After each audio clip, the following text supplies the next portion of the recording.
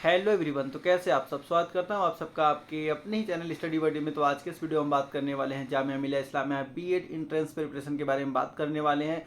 आज हमारे साथ इंसा मैम प्रेजेंट है और इनका पेडागोजी सब्जेक्ट मैथमेटिक्स है और सेकेंड पेडागोजी इनका फिजिक्स है। तो आइए हम इनसे जानते हैं कि इनका इंटरव्यू में इनसे क्या क्या पूछा गया जिससे इनका सिलेक्शन मतलब इनका सिलेक्शन हो गया बीएड में, और किन किन बातों का हमें ख्याल रखना चाहिए इनके बारे में भी इनसे जानेंगे हम। तो हेलो इंसा मैम, आप अपने बारे में इंट्रोडक्शन देते हुए बताइए आपसे क्या क्या क्वेश्चन किए गए इंटरव्यू में। Hello sir. जी।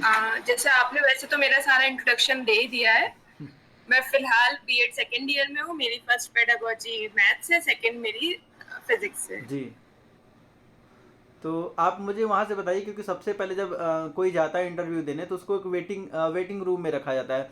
वेटिंग रूम में 6 से 7 बच्चे हो सकते हैं, कभी कभी ज़्यादा भी बच्चे होते हैं। वहाँ पर आपके डॉक्यूमेंट को चेक किया जाता है। 2 कॉपी आपसे मंगाया जाता है, एक फ़ोटो कॉपी एक ओरिजिनल।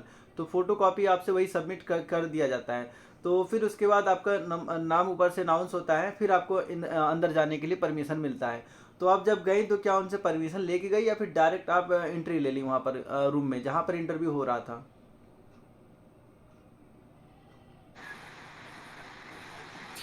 सबसे पहले तो जब हम जाते हैं इंटरव्यू के लिए तो वो हमारे डॉक्यूमेंट ऑफिस में सबमिट हो जाते हैं। जी। फिर वहां से सीरियल वाइज हमें बुलाया जाता है ठीक टिकट। है। जो इंटरव्यू लेने के लिए जो पैनल होता है उनके पास हमारे डॉक्यूमेंट अवेलेबल होते हैं। ठीक है। और हमें जब बुलाया जाता है तो हमें पहले परमिशन लेनी पड़ती है, मतलब लेनी पड़ती नहीं, लेनी चाहिए। चाहिए, लेनी अपना चाहिए। अगर आपको जी जी अगर आपको अपना अच्छा इंप्रेशन डालना है तो आप पूछ के ही जाएं। भले ही जी। उन्होंने बुलाया लेकिन फिर भी एक परमिशन लेनी हाँ, एक बार चाहिए। परमिशन, एक कैजुअल सा परमिशन ले लीजिए आप। फॉर्मल परमिशन ले लीजिए कि भाई मैं मे आई कम इन सर, मे आई कम इन मैम।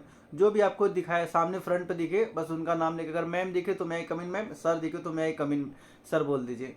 फिर उसके बाद आप गए वहाँ पर तो चेयर रखा हुआ था, तो क्या आप डायरेक्ट चेयर पर बैठ गए या फिर वहाँ भी आपने परमिशन लिया। वहां भी हमने परमिशन लिया। सबसे पहले जब हमें रूम में एंटर होने की परमिशन मिली तो जी। हमने सबको गुड मॉर्निंग या ग्रिट गुड किया। इवनिंग जैसा भी आपका टाइम हो हाँ, इंटरव्यू का उस हिसाब से सबको मतलब वो करना है आपको ग्रिट करना है कि अगर हम ऐसा नहीं कि हम जाके डायरेक्ट बैठ जाए। जी जी जी जी। अब मॉर्निंग का टाइम है तो गुड मॉर्निंग, अगर आफ्टरनून का है तो गुड आफ्टरनून, क्योंकि 2 ही टाइम आपका इंटरव्यू होगा, या तो मॉर्निंग में होगा या तो आफ्टरनून में होगा। तो जैसा भी होगा ग्रीट कीजिए और फिर उनसे पूछिए कि क्या मैं आई सीट हेयर, मैं बैठ सकता हूँ, मैं बैठ सकती हूँ, तो उनसे पूछ के फिर बैठिए। फिर उसके बाद आप डायरेक्ट इंट्रोडक्शन स्टार्ट कर दिया अपना देना, या फिर उन्होंने बोला कि इंट्रोड्यूस योर सेल्फ। पहले उन्होंने बोला था इंट्रोड्यूस योरसेल्फ। अच्छा अच्छा अच्छा। तो बेसिक इंट्रोडक्शन ही देना है, कोई बहुत लंबा चौड़ा नहीं देना है। मतलब आपको अपना नाम और अपनी क्वालिफिकेशन। ग्रेजुएशन स्कूलिंग जी। कहाँ से की है, जी। यही सब। और इसमें आपने अपनी हॉबी को इंट्रोड्यूस किया था मतलब अपने इंट्रोडक्शन में अपने हॉबी को भी आपने बताया था। यस सर बताया अच्छा। था। तो पहला क्वेश्चन क्या रहा उनका। पहला क्वेश्चन उनका यही था कि आप क्या पढ़ के आई हैं। अच्छा, चलिए आपके लिए तो प्लस पॉइंट हो गया कि उन्होंने पूछ लिया कि आप क्या पढ़ के आई हैं। अच्छा, आपके साथ जो एक और गए होंगे, 2 लोग का पेयर में का लेते हैं, तो उनसे भी पूछा गया था आप क्या पढ़ के आए हो, या फिर सिर्फ आप ही से पूछा गया। जी उनसे भी पूछा गया था। अच्छा अच्छा, चलिए ठीक है, उनसे भी पूछा गया। तो आपने क्या बताया कि हम क्या पढ़ के आए हैं। जैसे मेरा फर्स्ट पेडागोजी मैथ्स था तो जी मैंने मैथ्स में एक या दो टॉपिक बताए थे, जिनमें से एक तो मुझे याद है जो पॉलिनोमियल था। जी जी जी। सेकंड मुझे याद नहीं है अब। चलिए कोई बात नहीं। पॉलीमिल से कितने क्वेश्चन किए गए होंगे। मुझसे ज्यादा क्वेश्चन नहीं पूछे, मेरा इंटरव्यू बहुत छोटे टाइम चला था। दो ही क्वेश्चन पूछे गए थे मुझसे अच्छा बस अच्छा। तो पॉलीमिल का पहला मैथ्स से। पहला क्वेश्चन क्या रहा, पॉलीमिल का पहला क्वेश्चन आपसे क्या किया गया। पहला क्वेश्चन ये था कि जीरो पॉलिनोमियल होगा या नहीं होगा। अच्छा अच्छा, चलिए जीरो पॉलीमिल हो गया, नहीं हुआ। सेकेंड क्वेश्चन क्या किया गया आपसे। सेकेंड क्वेश्चन हमसे बोला था कि एक पॉलिनोमियल लिख के दिखाइए। शायद उन्होंने कुछ बताया था कि इतनी डिग्री का या कुछ ऐसे, अच्छा अच्छा, मुझे वहाँ याद उन्होंने नहीं। वो डिग्री दे देंगे कि इस इतने डिग्री का एक पॉलीमिल लिख के दिखाइए आप। चलिए। और फिर सेकेंड पेडागोजी से क्या पूछा गया आपसे। सबसे पहले तो उन्होंने भी यही पूछा था कि आप क्या पढ़ के आई हैं। अच्छा, सेकेंड पेडागोजी में भी। जी। चलिए, आप तो बहुत लकी है, वैसे जनरली पूछते नहीं सेकेंड पेडागोजी, सेकंड पेडागोजी में वो डायरेक्ट क्या करते हैं, धड़ाधड़ क्वेश्चन दागना स्टार्ट कर देते हैं। अगर एक दो क्वेश्चन ही पूछेंगे, ज़्यादा नहीं पूछते हैं, लेकिन ये नहीं पूछते कि आप क्या पढ़ के आए। हाँ, इतना ज़रूर पूछते हैं कि आप सेकंड पेडागोजी क्या लेना चाहोगे। जैसे कि आपका मैथ है तो मैथ के साथ फिजिक्स दे देते हैं, केमिस्ट्री दे देते हैं, या फिर कंप्यूटर साइंस दे देते हैं। ये 3 कॉम्बिनेशन बेस्ट है। बाकी इसके अलावा आप मैथ के साथ सोशल साइंस नहीं ले सकते, क्योंकि ऐसा कोई कॉम्बिनेशन नहीं बन पाता। हालांकि बहुत सारे लोग ले भी लेते हैं, लेकिन कोई कॉम्बिनेशन नहीं बन पाता है। मैथ के साथ ये 3 कॉम्बिनेशन बेस्ट माना जाता है। चलिए खैर, पहला क्वेश्चन फिर क्या रहा, मतलब आपने क्या बताया कि आप क्या पढ़ के गए हो सेकंड पेडागोजी? मैंने कुछ बेसिक टॉपिक ही बताए थे, अच्छा, जैसे चलिए ठीक वेलोसिटी, मास, ठीक ठीक फोर्स, ठीक। प्रेशर। तो उनका पहला क्वेश्चन क्या रहा? पहला क्वेश्चन उन्होंने पूछा था कि थ्रस्ट क्या होता है, व्हाट इज थ्रस्ट। अच्छा, उन्होंने थ्रस्ट पूछा था। एंड सेकंड क्वेश्चन क्या पूछा? सेकंड क्वेश्चन में 3 क्वेश्चन कंबाइंड थे। आपकी एक पहला मिनट, ये था कि मैं यहाँ पर फोर्स और प्रेशर आपको को डिफाइन करना है। इंटरप्ट करना चाहूँगा। आपकी आवाज़ जो है बीच में ब्रेक हो, थोड़ा दोबारा बताइएगा सेकंड क्वेश्चन क्या पूछा गया था?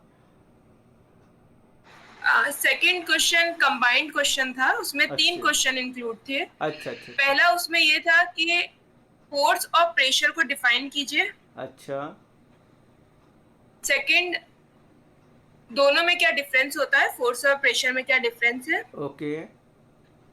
और थर्ड, दोनों की यूनिट्स क्या होती है। अच्छा, मैं डिफिनेशन, फिर डिफरेंस एंड यूनिट, ये 3 क्वेश्चन एक ही साथ पूछ लिया गया।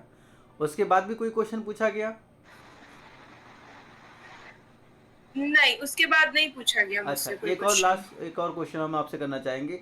जो आपके साथ सेकंड मतलब गए थे, जो सेकंड गए थे आपके साथ, क्या उनका भी सिलेक्शन हुआ था फाइनल लिस्ट में, उनका भी नाम आया था? नहीं, उनका नहीं हुआ है। अच्छा, तो मुझे उनके बारे में थोड़ा जानना है कि वो मतलब उन्होंने कैसे जवाब दिया, या फिर उनका इंट्रोडक्शन कैसा रहा, और उनका मतलब कॉन्फिडेंट कैसा रहा जो आपके साथ गए थे?